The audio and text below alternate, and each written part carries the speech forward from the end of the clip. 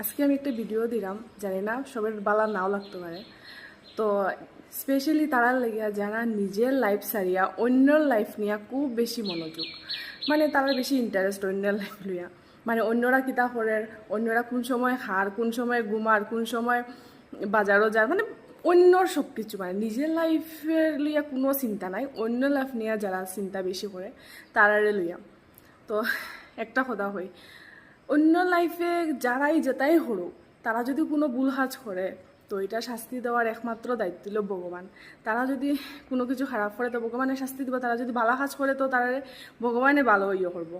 তো তোমারই কেন শেষ হয়েছে না ফটাদারি করার লাগিয়া, অন্যরে খিতা হরের বা অন্যরে শাস্তি দেওয়ার লাগি বা অন্যরে গালিগালাজ দেওয়ার লাগিয়া তোমার এই কেন ভগবানে ফাটাইছেন না? তো এর লাগে হইলাম নিজের লাইফটা আগে দেখো, নিজের লাইফের চিন্তা করো, অন্যর ইটা দেখিও না।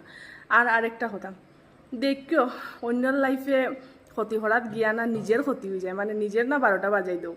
দেখো একটু এটা আবার খেয়াল রেখো, কারণ ভগবানে কিন্তু সবরে মাফ করে, কিন্তু যারা অন্যর ক্ষতি করতে চায় তারারে কিন্তু কোনো দিনও মাফ করে না। এটা কিন্তু বাইব্বা কাজ করিও।